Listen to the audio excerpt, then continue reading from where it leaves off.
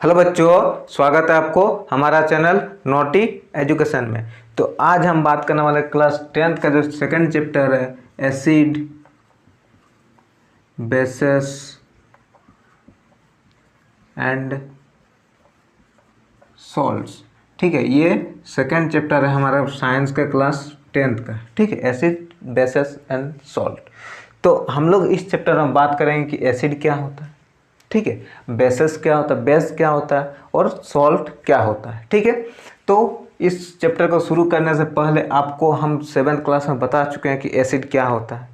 ठीक है, एसिड का अगर हम टेस्ट का बात करें, एसिड का हम लोग अगर टेस्ट का बात करें तो टेस्ट में ये क्या होता है, सोर होता है। सोर मीन्स खट्टा। ठीक है, और ये क्या करता है, change blue litmus to red.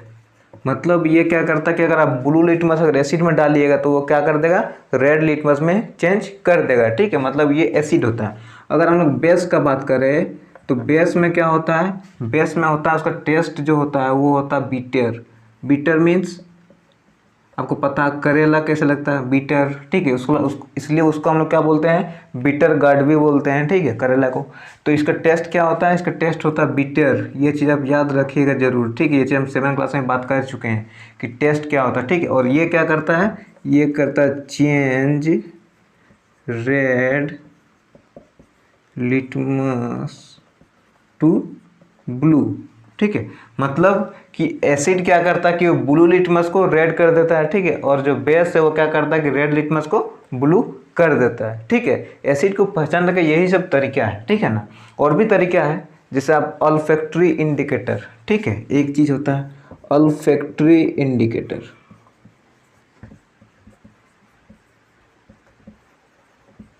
Indicator आप लोग इसको थोड़ा बहुत पढ़े होंगे। अल्फैक्टरी इंडिकेटर क्या क्या होता है, इसका एग्जाम्पल लिख लीजिएगा जरूर। ओनियन होता है, ठीक है, ओनियन होता है, क्लोव होता है, वेनिला होता है।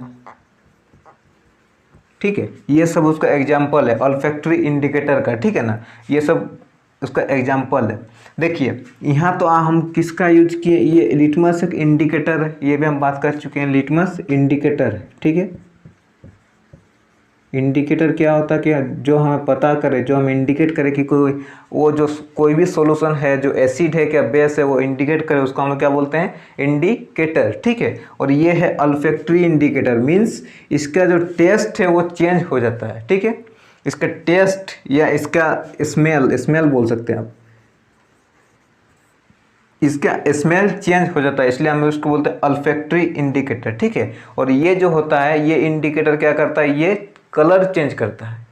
आप कलर चेंज वाला में जो है, कलर चेंज वाला में आप दे सकते हैं टर्मरिक, और भी बहुत सारा हम बता चुके हैं। ठीक है, 7th क्लास में यही सब दिया हुआ। टर्मरिक क्या हो जाएगा, ये नेचुरल हो जाएगा। ठीक है, टर्मरिक क्या हो जाएगा, ये नेचुरल हो जाएगा। अगर हम लोग आर्टिफिशियल का बात करेंगे, आर्टिफिशियल का, तो आर्टिफिशियल में आप मिथाइल ऑरेंज दे सकते हैं, मिथाइल ऑरेंज, फेनोल्फथैलीन। ठीक है, ये एक है, ये भी, ये क्या आर्टिफिशियल इंडिकेटर है। ठीक है ना, इसको मैन मेड है। ठीक है, और ये टर्मरिक जो है, टर्मरिक है, लिटमस है, वो क्या होता है, नेचुरल होता है। ठीक है, और ये लिटमस कहाँ से प्राप्त होता है, लिटमस जो हमें प्राप्त होता है वो कहाँ से, लाइकेन से होता है। ये चीज़ भी आप याद रखिएगा, इंपॉर्टेंट है, कहाँ से प्राप्त होता है, लाइकेन से। ठीक है, और ये एक इंडिकेटर है, वो लाइकेन से प्राप्त होता है। ठीक है, और वो कलर चेंज करके एसिड या बेस का पता लगाता है। ठीक है ना, और जो टर्मरिक है ये भी नेचुरल है, ये भी नेचुरल है। ठीक है, ये भी नेचुरल है, और टर्मरिक है ये भी नेचुरल है। और आर्टिफिशियल की अगर हम बात करेंगे तो मिथाइल ऑरेंज है, फेनोल्फथैलीन है। ठीक है, और अल्फैक्टरी इंडिकेटर का आप देख लीजिए, ओनियन है, क्लोव है, वेनिला है, और भी बहुत सारा। अगर आप याद करना चाहें तो रेड कैबेज का लीव्स है, फिर जो ये चाइना रोज का पेटल्स है, बहुत चीज़ है। ठीक है, याद करने का हो सके तो आप याद कर लीजिएगा। ठीक है, लेकिन ये सब इंपॉर्टेंट है, ये सब का आपको याद करना ही है। अब हम क्या करते हैं, कुछ एसिड का नाम और कुछ बेस का नाम हम लोग याद पहले कर लेते हैं। ठीक है, देखिए हाइड्रोक्लोरिक एसिड, ये एक एसिड है। सल्फ्यूरिक एसिड, ये भी एसिड है। नाइट्रिक एसिड, ठीक है, ये भी एसिड है। और एसिटिक एसिड, ये भी एसिड है, ठीक है। और बेस का अगर हम बात करें तो सोडियम हाइड्रोक्साइड बेस है, पोटेशियम हाइड्रोक्साइड बेस है, कैल्शियम हाइड्रोक्साइड बेस है, मैग्नीशियम हाइड्रोक्साइड बेस है और एमोनियम हाइड्रोक्साइड बेस है, ठीक है। इतना ही नहीं होता, और भी होता है, लेकिन आप इतना याद जरूर कर लीजिएगा, ठीक है। इसका अगर सिंबल का बात करें तो हाइड्रोक्लोरिक एसिड का HCl, सल्फ्यूरिक एसिड का H2SO4, नाइट्रिक एसिड का HNO3, एसिटिक एसिड का CH3COOH, ठीक है। और अगर हम सोडियम हाइड्रोक्साइड की बात करें तो NaOH, पोटेशियम हाइड्रोक्साइड का KOH, कैल्शियम हाइड्रोक्साइड का CaOH ब्रैकेट में रहता है, ठीक है। और मैग्नीशियम हाइड्रोक्साइड का MgOH ब्रैकेट में रहता है 2, ठीक है। और एमोनियम हाइड्रोक्साइड का NH4OH, ठीक है। ये चीज़ आप याद कर लीजिएगा।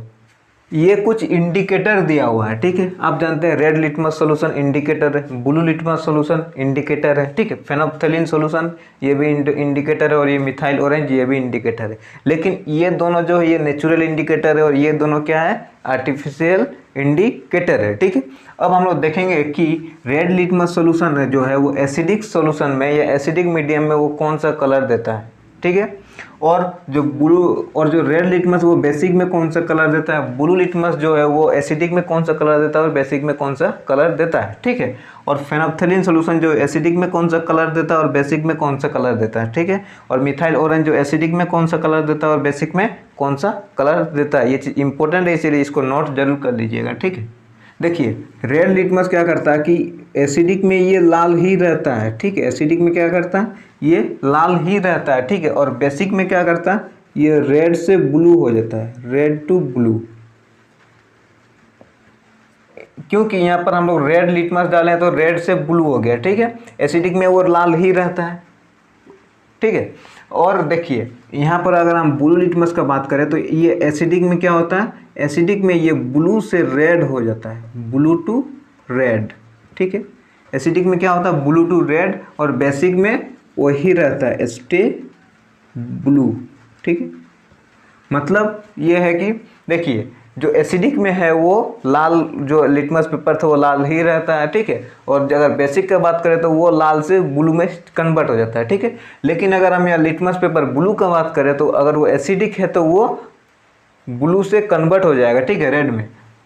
और बेसिक है तो वो ब्लू ही रहेगा, ठीक है। अब बात करते हैं हम फिनोप्थेलिन का। अब फिनोप्थेलिन तो बहुत किसी को पता नहीं होता, ठीक है, क्योंकि अगर आप एनसीईआरटी बुक देखेंगे तो फिर फिनोप्थेलिन का दिया हुआ नहीं है। ये क्या होता है कि एसिडिक में ये कलरलेस होता है, मतलब एसिडिक अगर है मतलब ये कोई कलर नहीं देगा, ठीक है। अगर ये बेसिक में है तो ये क्या कलर होता है, ये होता है पिंक, ठीक है। ये चीज़ याद रखिएगा, पिंक कलर किसमें, बेसिक में। और अगर एसिड है तो कोई कलर नहीं देगा, ठीक है। अब मिथाइल ऑरेंज की बात करते हैं। मिथाइल ऑरेंज एसिडिक में रेड देता है। अगर आप मिथाइल ऑरेंज डालें तो एसिडिक है तो वो रेड देगा, और अगर एसिडिक नहीं है तो वो क्या देगा, येलो दे देगा।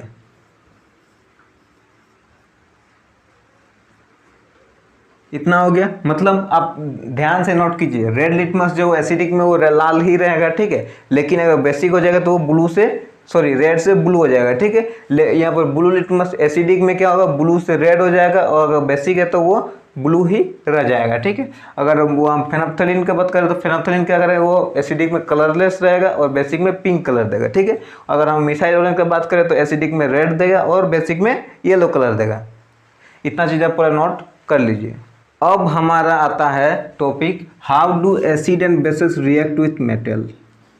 How do acid and base react with metal, ठीक है।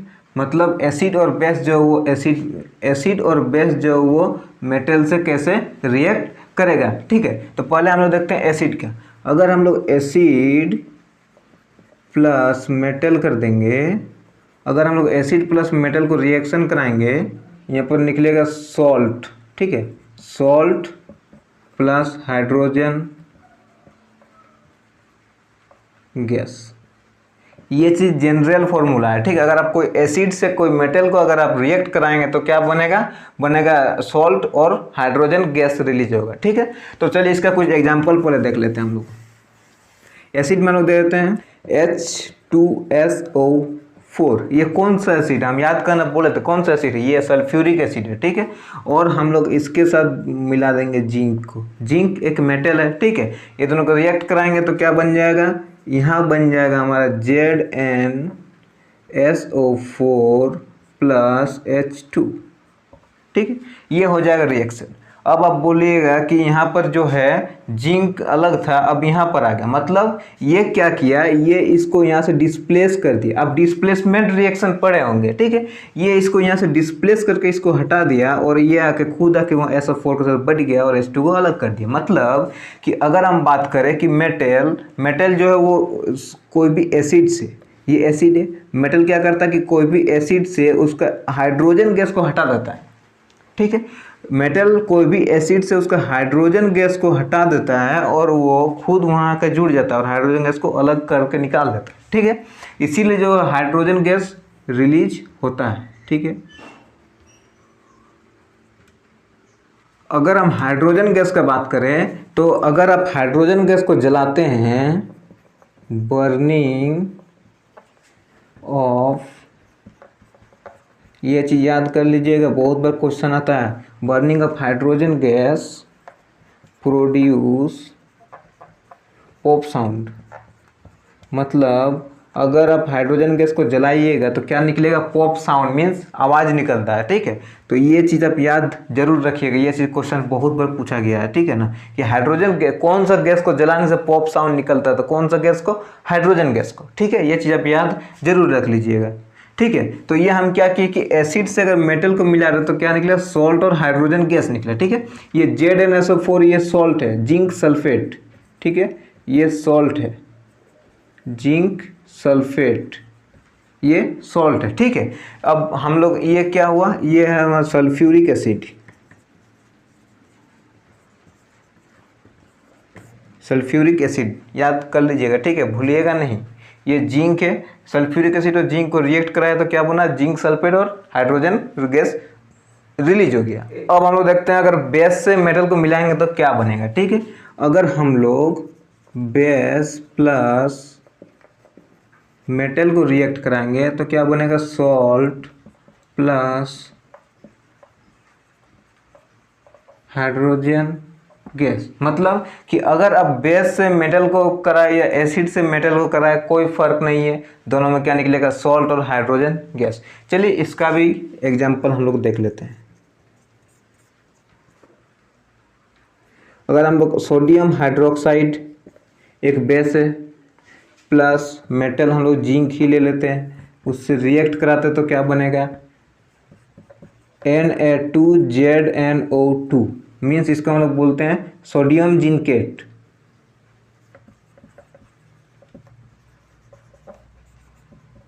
याद रखिएगा फॉर्मूला, देखिए प्लस H2।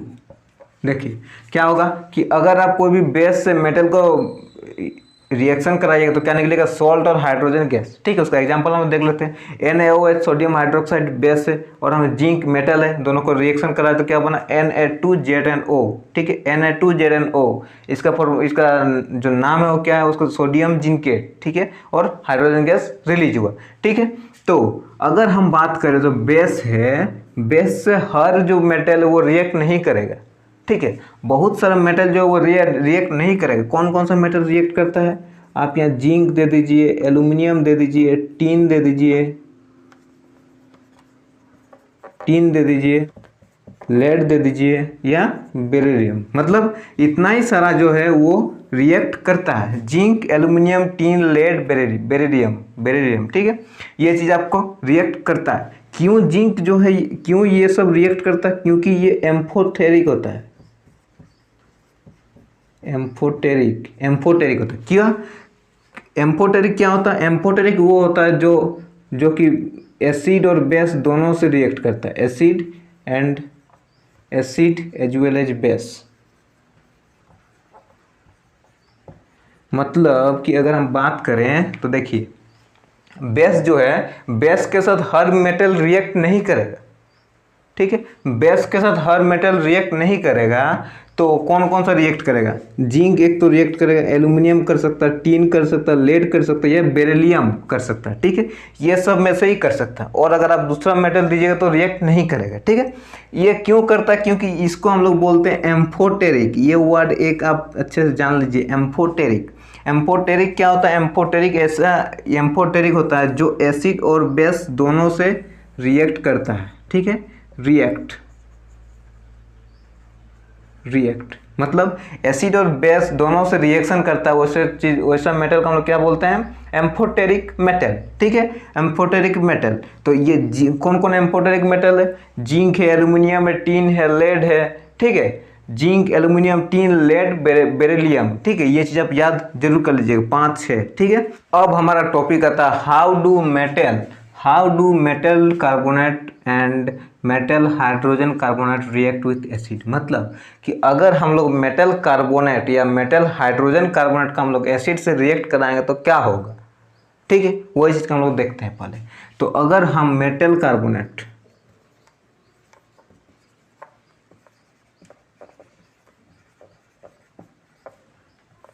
या मेटल हाइड्रोजन कार्बोनेट, एक तो अब मेटल कार्बोनेट या मेटल हाइड्रोजन कार्बोनेट से अगर हम लोग एसिड को रिएक्ट कराएंगे तो क्या हो जाएगा? तो एक तो बनेगा सॉल्ट, वाटर, कार्बन डाइऑक्साइड।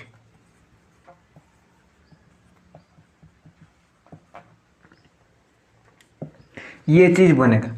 अगर आप मेटल कार्बोनेट या मेटल हाइड्रोजन कार्बोनेट से एसिड का रिएक्ट कराते हैं तो क्या बनेगा? एक तो सॉल्ट बनेगा, वाटर बनेगा और कार्बन डाइऑक्साइड रिलीज होगा, ठीक है। ये चीज़ बनेगा। तो ये चीज़ आप नोट कर लीजिए। उसके बाद इसके एग्जांपल हम लोग देखते हैं। ये हम लोग रिएक्ट कराते हैं Na2CO3 प्लस एसिड लगाते हैं हम लोग HCl, ठीक है। इससे बन गया हमारा NaCl salt plus H2O plus CO2। चलिए इसको बैलेंस करते हैं। Na2 2 दे देते हैं, Cl2 H2 CO3, ठीक है। मतलब कि अगर Na2CO3 से हम लोग HCl को रिएक्ट कराएंगे तो क्या बनेगा? NaCl और H2O और CO2, ये चीज़ होगा, ठीक है। और एक चीज़ हम लोग देख लेते हैं। अब तो हम लोग देखें क्या ये मेटल है और ये कार्बोनेट है, मेटल कार्बोनेट। अब हम लोग देखेंगे मेटल हाइड्रोजन कार्बोनेट का और एसिड का रिएक्शन। ये हम लोग क्या देखेंगे? मेटल कार्बोनेट और एसिड के रिएक्शन को देखें तो हम लोग क्या बना? नमक बना। ये सॉल्ट है, ठीक है। ये सॉल्ट है और ये वाटर है और ये कार्बन डाइऑक्साइड है, ठीक है। तो इसमें हम करेंगे जो मेटल कार्बोनेट में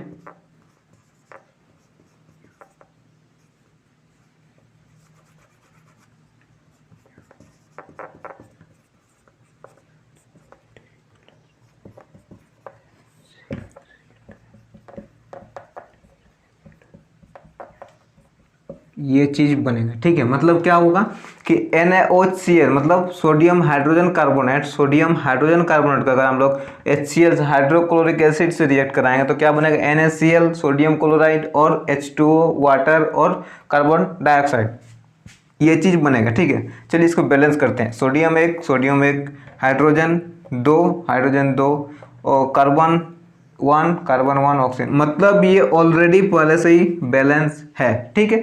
ये हो गया आपका 2 एग्जाम्पल। एक में हम दिए क्या कि मेटल कार्बोनेट और एक में दिया मेटल हाइड्रोजन कार्बोनेट, दोनों के साथ एसिड को रिएक्ट कराएं तो क्या क्या बना? तो बना हमारा सॉल्ट, वाटर और कार्बन डाइऑक्साइड बना, ठीक है।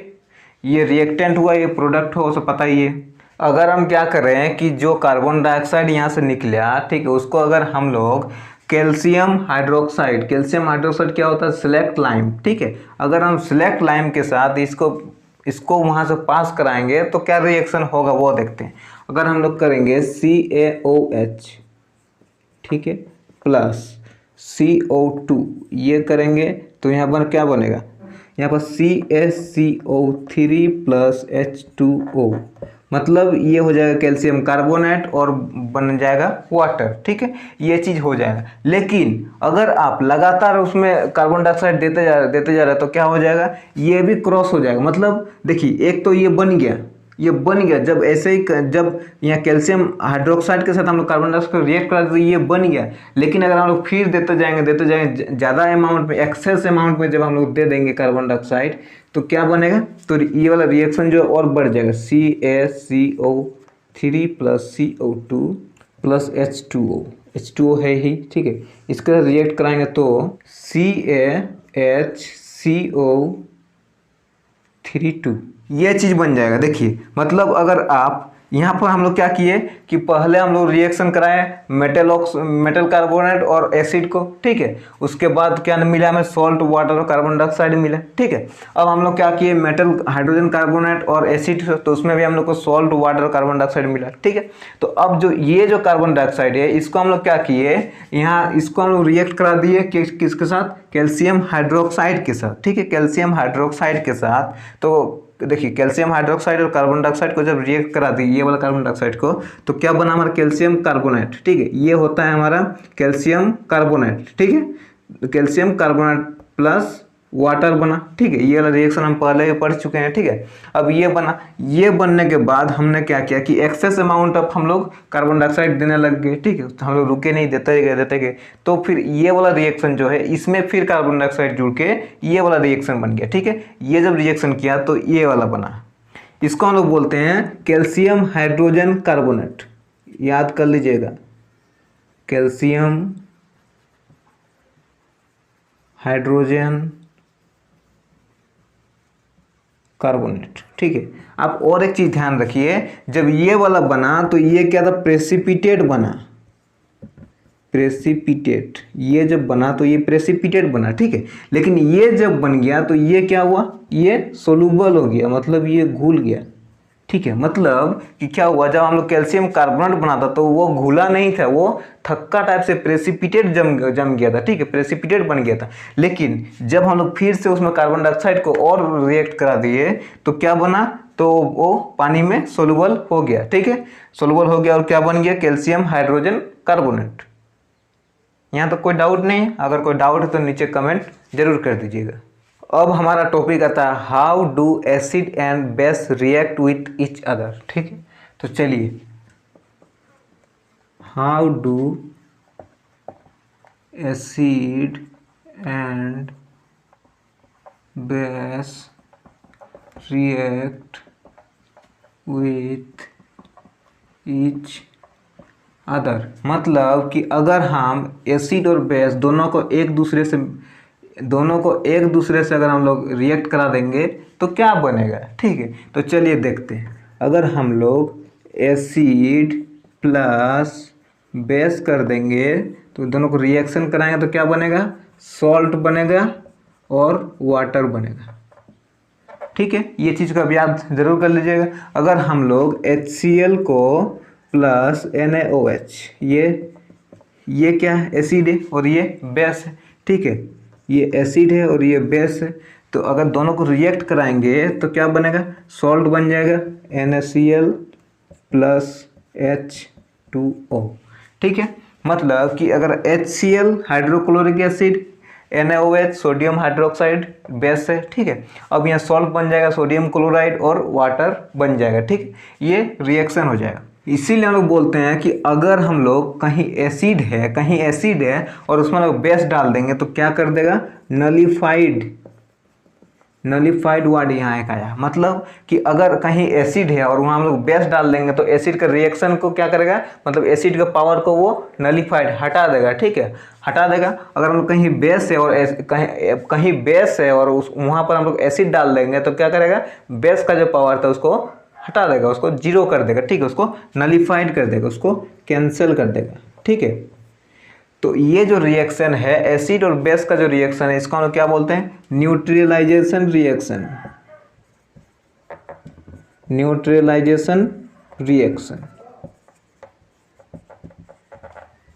रिएक्शन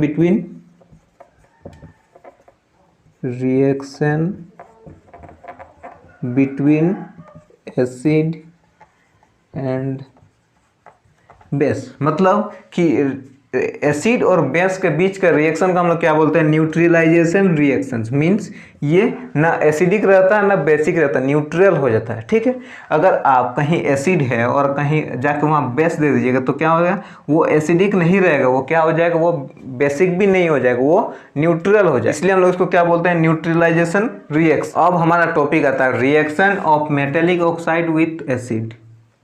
ठीक है, reaction of metallic oxide with acid, कि क्या होगा अगर हम लोग मेटेलिक ऑक्साइड और एसिड को रिएक्ट कराएंगे तो क्या होगा। ठीक है, तो चलिए देखते हैं।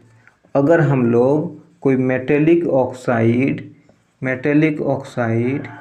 प्लस एसिड करेंगे तो क्या हो जाएगा, ये हो जाएगा सॉल्ट प्लस वाटर। अब आप बोलिएगा कि सर अगर मेटेलिक ऑक्साइड और एसिड जो है ये मिलाने से भी सॉल्ट और वाटर आएगा, या और बेस और एसिड को भी मिलाएंगे तो सॉल्ट और वाटर ही आएगा, तो क्यों ना हम इसको बेस ही बोल देते। हम बोलेंगे हाँ, मेटेलिक ऑक्साइड जो होता है उसको हम लोग बेस भी बोलते हैं। ठीक है, तो देखिए अब हम इसको रिएक्ट कराते हैं। तो चलिए इसका पहले एग्जांपल देख देते। कॉपर ऑक्साइड प्लस HCl करेंगे तो क्या हो जाएगा, अब यहाँ हो जाएगा CuCl2 प्लस H2O। ठीक है, मतलब ये कॉपर ऑक्साइड है, ये HCl है, ये एसिड है, ये मेटेलिक ऑक्साइड है, तो यहाँ क्या बन गया, सॉल्ट बन गया और वाटर बन गया। ठीक है, अब इसको बैलेंस करते हैं। H2 ठीक है, Cl2 Cu1 ठीक है, OH H2Cl2 ठीक है, ये बैलेंस हो गया। ये चीज़ एक एग्जांपल है। ठीक है, अगर हम कोई मेटेलिक ऑक्साइड से एसिड को रिएक्ट कराएंगे तो क्या बनेगा, सॉल्ट और वाटर। ठीक है, तो ये चीज़ जो है, ये देखिए मेटेलिक ऑक्साइड को हम लोग बेस भी बोलते हैं। क्यों, क्योंकि अगर हम लोग बेस और एसिड को मिलाएंगे तो भी सॉल्ट और वाटर बनेगा। ठीक, एसिड तो एसिड है ही, मतलब अगर यहाँ बेस रहे या मेटेलिक ऑक्साइड रहे, कोई भी रहे, यहाँ सॉल्ट और वाटर ही बनेगा। तो क्यों ना हम इसको बेस ही बोल देते हैं, तो इसको हम लोग बेस बोलते हैं। ठीक है, अब हम देखते हैं कि ये जो कॉपर ऑक्साइड है ये क्या हो जाता है, इसका कलर जो है सॉल्यूशन का वो क्या हो जाता है, ब्लू ग्रीन हो जाता है, ब्लू ग्रीन सॉल्यूशन हो जाता है, और कॉपर जो ऑक्साइड जो वो उसमें घुल जाता है। ठीक है, मतलब ये ब्लू ग्रीन सॉल्यूशन होता है, ये किसके कारण होता है, ये जो कॉपर क्लोराइड है इसके कारण होता है। ठीक है, किसके कारण होता है, कॉपर क्लोराइड, कॉपर क्लोराइड के कारण जो है वो सॉल्यूशन का क्या होता है, ब्लू ग्रीन कलर हो जाता है। ये चीज़ भी याद रखिएगा, बहुत इंपॉर्टेंट है। ठीक है, किसके कारण जो है वो, अगर हम लोग कॉपर ऑक्साइड को HCl को मिला देंगे तो किसके कारण जो उसका सॉल्यूशन है वो ब्लू ग्रीन हो जाएगा, तो किसके कारण, कॉपर क्लोराइड के कारण। ठीक है, ये कॉपर क्लोराइड है। ठीक है, कॉपर क्लोराइड के कारण क्या होता है, ब्लू ग्रीन होता है सॉल्यूशन। और इसको हम लोग बेसिक ऑक्साइड भी बोलते हैं, बेसिक ऑक्साइड। ठीक है, याद रखिएगा। अब हमारा टॉपिक है reaction of non metal oxide with base, मतलब अब हमारा टॉपिक है reaction of non metallic oxide with base, मतलब कि अगर हम नॉन मेटेलिक ऑक्साइड को बेस से रिएक्ट कराएंगे तो क्या बनेगा। ठीक है, तो अगर हम लोग non metallic oxide plus base करेंगे तो क्या बनेगा, वही चीज़ बनेगा, सॉल्ट प्लस वाटर। ठीक है, मतलब कि यहाँ पर बेस प्रेजेंट है, तो ये जो अगर बात करेंगे तो ये क्या होगा, एसिडिक इन नेचर होगा, कि अगर एसिड और बेस मिलाएंगे तो भी सॉल्ट और वाटर बनेगा। ठीक है, अगर नॉन मेटेलिक ऑक्साइड और बेस मिलाएंगे तो भी सॉल्ट प्लस वाटर बनेगा। तो हम लोग ये बोल सकते हैं कि एसिडिक इन नेचर होता है नॉन मेटेलिक ऑक्साइड। ठीक है, ये चीज़ याद रखिएगा, इंपॉर्टेंट होता है। ठीक है, मेटेलिक ऑक्साइड जो वो क्या होता था, बेस इन नेचर होता था। नॉन मेटेलिक ऑक्साइड क्या है, वो एसिडिक इन नेचर है। ठीक है, इसको हम लोग नॉन मेटेलिक ऑक्साइड और बेस को मिलाएंगे तो क्या बनेगा, सॉल्ट और वाटर बनेगा। ठीक है, तो चलिए अब एग्जाम्पल देख लेते हैं। चलिए अब हम लोग CO2 प्लस CaOH2 ये चीज़ हम कहीं देखे हुए लगते हैं कि कैल्शियम हाइड्रोक्साइड और कार्बन डाइऑक्साइड का अगर हम लोग रिएक्ट कराएंगे तो क्या बनेगा, कैल्शियम कार्बोनेट और H2O। ये चीज़ जो है ये आप बहुत जगह पढ़ चुके हैं, ठीक है। इससे पहले भी हम लोग ये बताएं कि जो कार्बन डाइऑक्साइड रिलीज हुआ तो उससे अगर हम लोग कैल्शियम हाइड्रोक्साइड को रिएक्ट कराएं तो क्या बनाएगा, कैल्शियम कार्बोनेट और वाटर बनाएगा, ठीक है। तो ये फॉर्मूला जो है, ये जो रिएक्शन है, ये चीज़ आप यहाँ यूज कर सकते हैं, ठीक है। क्योंकि जो कार्बन डाइऑक्साइड वो नॉन मेटेलिक ऑक्साइड है, ठीक है, और बेस कैल्शियम हाइड्रोक्साइड बेस है, ठीक है। तो इसको रिएक्ट कराएंगे तो कैल्शियम कार्बोनेट बनेगा जो कि सॉल्ट है, और वाटर बनेगा, ठीक है। इतना चीज बनेगा। तो इसको हम लोग एसिडिक इन नेचर होता है, नॉन मेटेलिक ऑक्साइड, ये तो पता ही है। इसको आप अच्छे से नोट पहले बना लीजिएगा, ठीक है, और ये इसको एग्जाम्पल में दे दीजिएगा, ठीक है।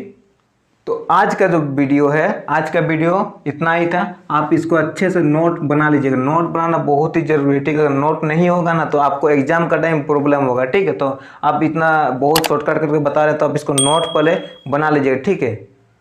तो इस वीडियो में इतना ही था। आशा करते हैं कि आपको हमारा वीडियो अच्छा लगा। अगर हमारा वीडियो अच्छा लगा तो वीडियो को लाइक कर दे, शेयर कर दे और चैनल को सब्सक्राइब जरूर कर दे, ताकि ऐसा लेटेस्ट नोटिफिकेशन आप तक सबसे पहले पहुंच सके। आपके लिए यहाँ 2 वीडियो दिया हुआ, आप दोनों में से कोई भी वीडियो जाकर देख सकते हैं। वो सब आपके लिए बहुत इंपॉर्टेंट है, आपके ज्ञान के लिए इंपॉर्टेंट, आपको ज्ञान को बढ़ाने के लिए। तो चलिए मिलते हैं कुछ अगले वीडियो पे। धन्यवाद।